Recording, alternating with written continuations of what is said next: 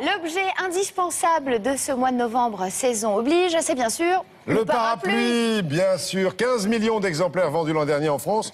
Il y a un petit ennui, c'est que 99% de cette production vient d'Asie et plus précisément de Chine. Alors, quelle différence y a-t-il entre un parapluie premier prix et un modèle haut de gamme? Comment la dernière entreprise française fait-elle pour résister? Pour le savoir, direction Aurillac, la capitale du parapluie. Comme toutes les semaines, Mathieu Pigagnol vient prendre les dernières nouvelles du temps. L'anticyclone persiste pour les 7 jours à venir. Il est très peu probable qu'on ait la moindre goutte d'ici à 7 jours. Des nouvelles qui donneraient le sourire à n'importe qui. Pour moi, c'est critique la pluie. Si j'en ai pas dans les 7 prochains jours, je sais que mon chiffre d'affaires sera mauvais. Un étrange métier où l'on ne rêve que de périodes de pluie.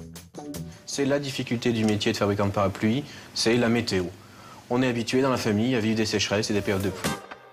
Le parapluie, un accessoire de mode indispensable les jours d'averse. Chaque année, il s'en vend près de 15 millions en France. Les prix vont de 2 à 50 €, un marché colossal de plusieurs centaines de millions d'euros qui aiguise l'appétit des fabricants. Alors, d'où viennent nos bons vieux pébrocs? Où sont-ils vraiment fabriqués? Quelles sont les nouvelles tendances? Et que deviennent-ils une fois...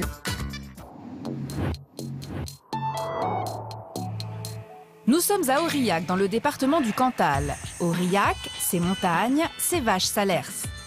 Mais si cette ville est connue dans le monde entier, c'est pour ça, son parapluie. Boutique, musée, rond-point, ici, tout lui est dédié. Depuis plus de 100 ans, dans la famille de Mathieu, on est fabricant de père en fils. Jean-Pierre, le papa, nous explique comment tout a commencé. Voilà, tout est parti de là avec ce parapluie de berger, avec un mât en châtaignier, des baleines en rotin. Autrefois, il s'agissait de véritables fanons de baleines. Et c'est un parapluie qui servait aux bergers à s'abriter. Ça leur servait à la fois de tente et d'abri. Ce parapluie a fait le succès de la maison Pigagnol pendant près de 80 ans. Mais aujourd'hui, les temps ont bien changé. Ici, on fabriquait en 1970 250 000 parapluies. Aujourd'hui, on en fabrique un peu moins de 100 000, alors que dans le même temps, le marché a triplé sur le territoire. Alors pour sauver leur entreprise, la famille a décidé de trouver de nouveaux marchés. Ils sont en visioconférence avec une cliente très importante située de l'autre côté de la planète.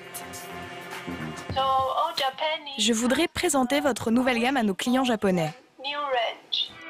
Katie travaille pour un important distributeur japonais. La semaine prochaine doit avoir lieu le plus important salon de la mode de Tokyo.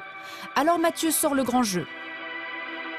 Nous venons la semaine prochaine avec notre nouvelle collection de 150 parapluies. J'espère que cela plaira à vos clients et que vous serez satisfaites. Ok, à la semaine prochaine à Tokyo. Au Japon, Mathieu joue gros et il en a conscience. En 3 jours, la semaine prochaine, je vais jouer 2 mois de production à Tokyo. Donc c'est vraiment un enjeu pour la production à Aurillac. Le Japon n'a pas été choisi au hasard, car les Japonais et leurs parapluies, c'est toute une histoire. Alors les Japonais sont d'excellents clients. Ce sont des clients très fidèles qui aiment aussi les articles de qualité et ils n'hésitent pas à mettre 120, 130 € dans un parapluie. 130 €, c'est 4 fois plus cher qu'un parapluie qu'ils vendent en France. Alors pour s'introduire au pays du soleil levant, la maison française a mis le paquet. Ah, vous ne les verrez jamais en France, ils sont créés simplement pour le Japon. Alors vous voyez qu'on a travaillé des couleurs pastel, des mauves, des roses, des gris, que les Japonais aiment beaucoup. Et ils sont très friands, surtout de dentelle. D'habitude, on l'emploie pour le sous-vêtement. Et là, nous l'employons pour le parapluie. De la dentelle sur leur parapluie, les Japonais adorent. Mais ce qui fait toute la différence, c'est la finition. Ça se termine par un chouchou. Donc la fermeture du parapluie est fermée par un petit chouchou. Normalement, que l'on met aussi dans les cheveux. Voilà.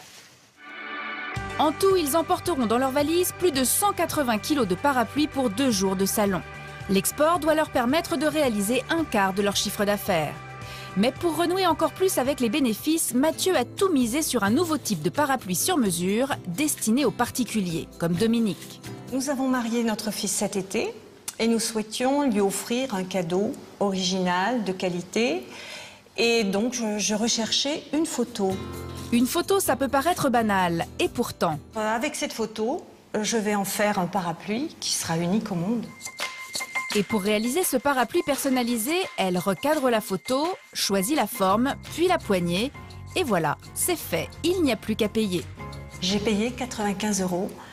Je pense que c'est pas un cadeau très cher pour un moment aussi important et j'imagine qu'ils le garderont toute leur vie.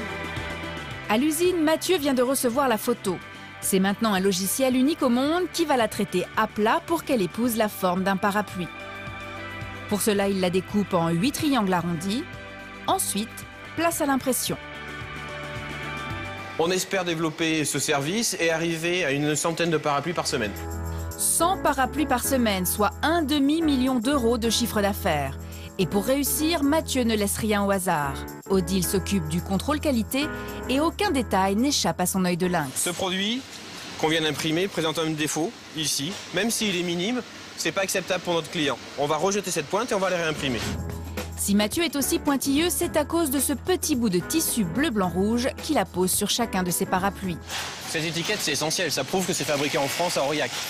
On est les derniers à pouvoir mettre ça sur nos parapluies. La famille est fière d'être la dernière fabricante de parapluies industriels en France. Alors ils ont décidé de le faire savoir. Car 98% des parapluies vendus en France sont fabriqués en Asie.